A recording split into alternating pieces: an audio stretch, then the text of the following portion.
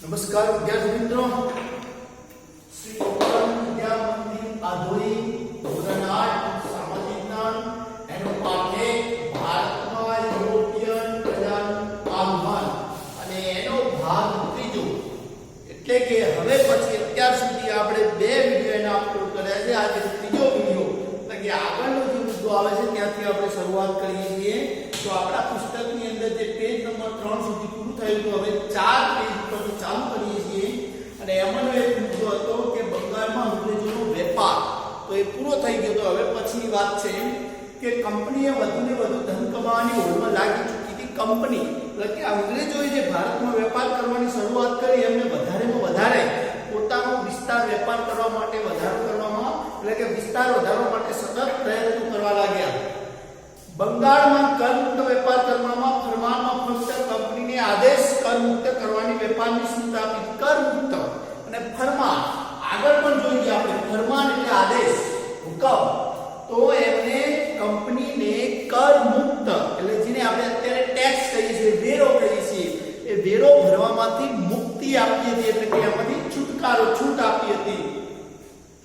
પરંતુ કંપનીના અધિકારીઓ વ્યક્તિગત વેપાર કરતા તેમાં પણ કર આપતા નહીં, જેથી બંગાળના કરવેરાની આવક ઘટી ગઈ.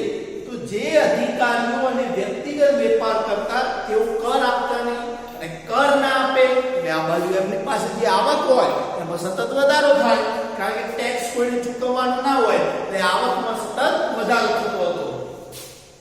જેનો બંગાળના નવાબ મુર્શિદ અલી ખાન, જો વિદ્યાર્થી મિત્રો યાદ રાખજો, બંગાળના નવાબ મુર્શિદ અલી ખાન, બંગાળના નવાબ મુર્શિદ અલી ખાન, થોડું નામ અટપટું છે મુર્શિદ અલી ખાન, પણ આપણે થોડું 2-3 વાર યાદ રાખીએ તો યાદ રહી જાય. તો બંગાળના નવાબ હતા મુર્શિદ અલી ખાન એનો વિરોધ કર્યો. શેનો? કર મુક્ત ભરતા ન હતા તો એના માટે એનો વિરોધ કર્યો કે એમને ફરજિયાત કરવેરો ભરવો પડે. અને આ વિવાદ એટલે કે આ ઝઘડો દિન પ્રતિદિન વધતો રહ્યો અને અંતે 1757 માં પ્લાસીનું યુદ્ધ થયું. તો બંગાળના નવાબ મુર્શિદ અલી ખાને જે અંગ્રેજોને વેપારની છૂટ આપી હતી એમને કરવેરામાંથી મુક્તિ આપવામાં આવી હતી, તો કરવેરો ન ભરે એનો વિરોધ કર્યો અને અંતે ઈસવીસન 1757 માં પ્લાસીનું યુદ્ધ થયું. 1757 માં પ્લાસીનું યુદ્ધ થયું. પ્લાસીનું યુદ્ધ. હવે એક શબ્દ આવે છે પ્લાસી, તો એમાં આપણે જોઈએ થોડી વાત કરીએ કે એનું મૂળ નામ પલાસી હતું અને પલાસ એ ખાખરાના વૃક્ષોના નામ ઉપરથી નામ પડેલું છે એવું કહેવાય છે.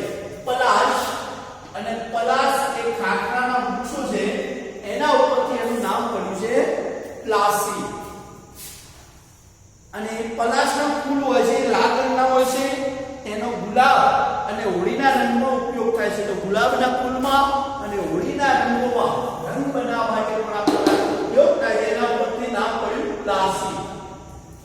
જોઈએ આગળ 1757 માં પ્લાસીનું યુદ્ધ થયું. હવે આપણો પોઈન્ટ જો આવે છે પ્લાસીનું યુદ્ધ, એના વિશે થોડી વાત કરી લઈએ. પ્લાસીનું યુદ્ધ આ મુદ્દો જોઈએ.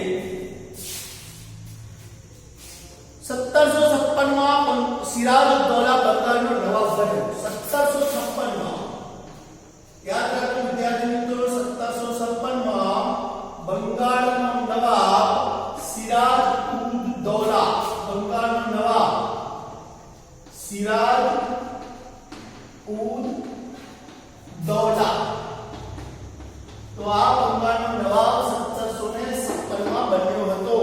જેની અંગ્રેજો ઉપર ધાક હતી એટલે કે અંગ્રેજો આનાથી ડરતા હતા અને આની અંગ્રેજો ઉપર ધાક હતી એટલે કે જેના ઉપર આપણે કહીએ ને એના ઉપર ખૂબ જ વધારે કડક રીતે વલણ અપનાવતા હતા અંગ્રેજો માટે. તેથી અંગ્રેજો તેને પસંદ કરતા ન હતા. સિરાજ બંગાળનો નવાબ ન રહે તે માટે અંગ્રેજોએ કૂટનીતિ કરી અને સિરાજઉદ્દૌલાને હરીફોની મદદ કરી. તો અંગ્રેજોને આ સિરાજઉદ્દૌલા આવી રીતે એમની વિરોધમાં હતો એટલે અંગ્રેજોએ કૂટનીતિ કરી.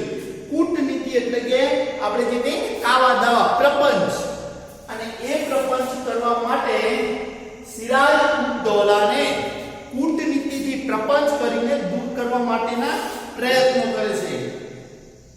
સિરાજઉદ્દૌલાને કંપનીને હુકમ કર્યો કે કંપની રાજ્યની બાબતમાં દખલ કરવાનું બંધ કરે, અંગ્રેજો તેની કોઠીઓની કિલ્લેબંધી કરવાનું બંધ કરે અને કાયદેસરનો કર ભરે.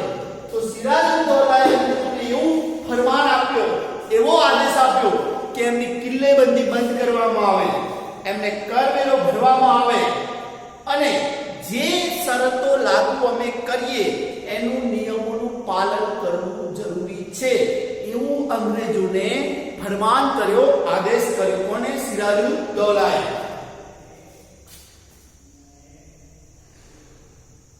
આ બાબતે બંને પક્ષ બંને કાયદેસરનો કર ભરી શરતોનું પાલન કરી વેપાર કરે. આ બાબતે બંને પક્ષ સમાધાન માટે તૈયાર ન થયા.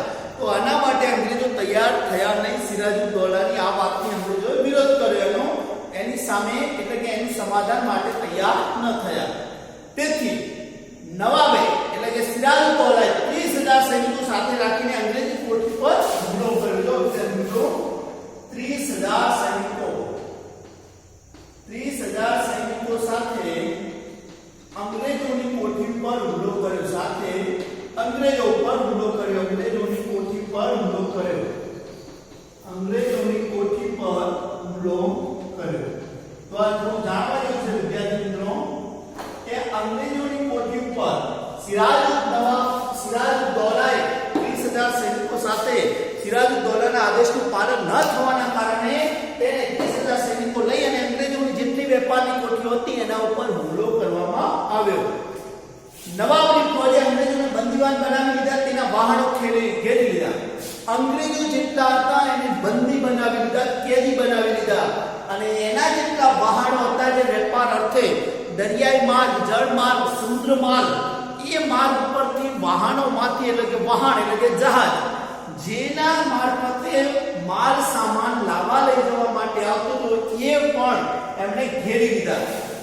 અંગ્રેજ સેનાએ રોબર્ટ ક્લાઇવની આગેવાનીમાં વળતો હુમલો કર્યો. રોબર્ટ ક્લાઇવે સિરાજઉદ્દૌલાના એક સેનાપતિ મીર જાફરને નવાબ બનાવવાની લાલચ આપી મદદ માંગી, તેને રાજી કરી અને પ્લાસીના યુદ્ધમાં ક્લાઇવ સિરાજઉદ્દૌલાને હરાવી દગાથી ખૂન કર્યું.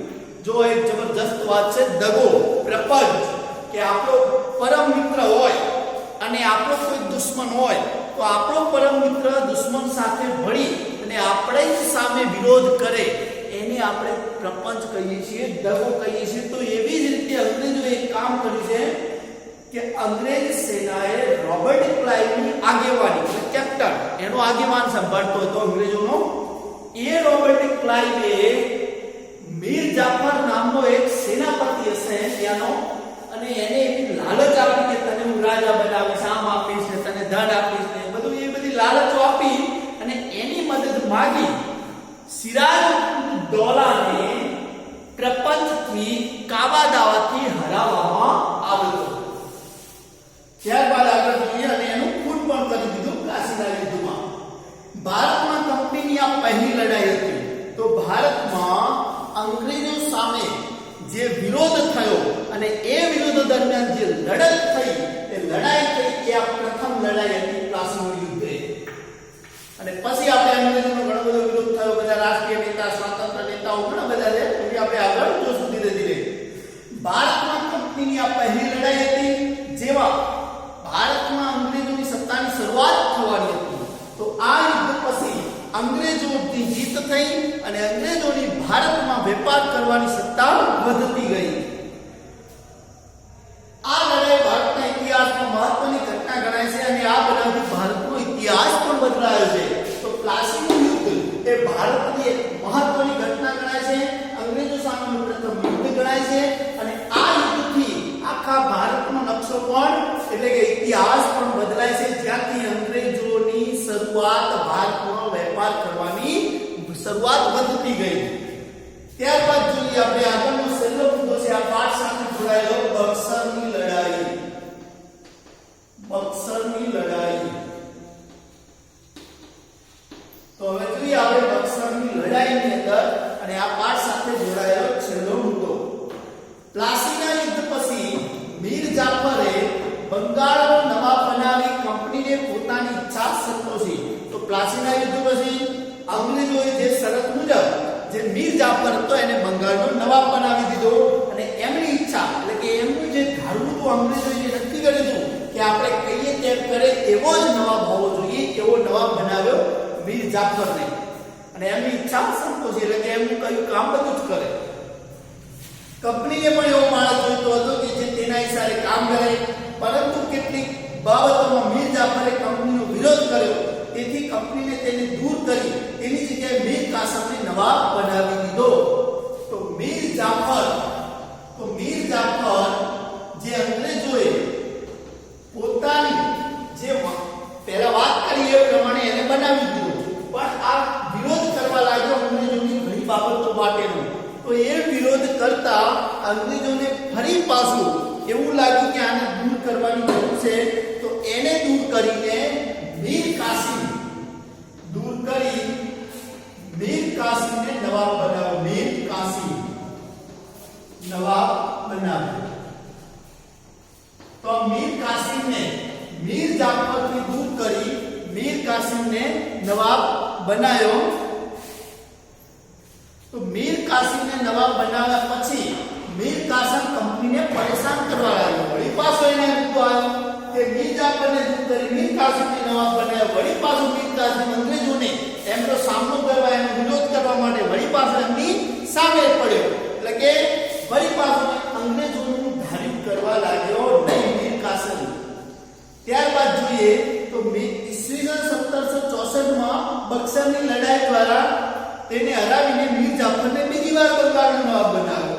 તો વળી પાછો આને દૂર કરી ઈસવીસન 1764 માં બક્સરનું યુદ્ધ થયું. બક્સરનું યુદ્ધ ક્યારે થયું? 1764 માં. અને પ્લાસીનું યુદ્ધ 1757. તો ઈસવીસન 1764 માં બક્સરનું યુદ્ધ થયું.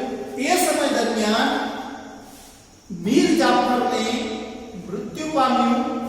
મીર જાફરને બીજી વાર નવાબ બનાવ્યો. મીર જાફર નવાબ બન્યો 1764 માં. વળી પાછો મીર જાફર નવાબ બને છે, જે મીર કાસિમને હરાવી. ત્યારબાદ આગળ જોઈએ 1765 માં મીર જાફરનું મૃત્યુ થયું. તો મીર જાફરનું મૃત્યુ 1765 માં.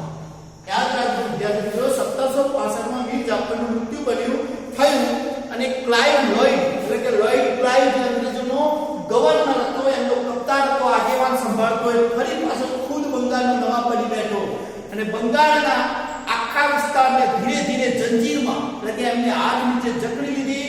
ઈસ્ટ ઇન્ડિયા કંપની એમની જે વેપારની પ્રવૃત્તિઓ હતી સતત વધવા લાગી. અને હવે પછીનો આપણે આ પાઠ અહીંયા પૂરો થાય છે. આટલી જ આ પાઠની વાત છે. તમારે વિદ્યાર્થી મિત્રો હોમવર્કની અંદર આ પાઠનું જે સ્વાધ્યાય છે તે લખી લેવાનું છે. આ તમારું લેસન છે. અને હવે પછી જ્યારે આપણે ધોરણ 8 નો ભાગ ચોથાની અંદર એટલે કે આપણે હવે નવો વિડિયો કરશું. પાઠ 2 જે છે તે પાઠ 2 વિશે જોશું. આપણી આસપાસ શું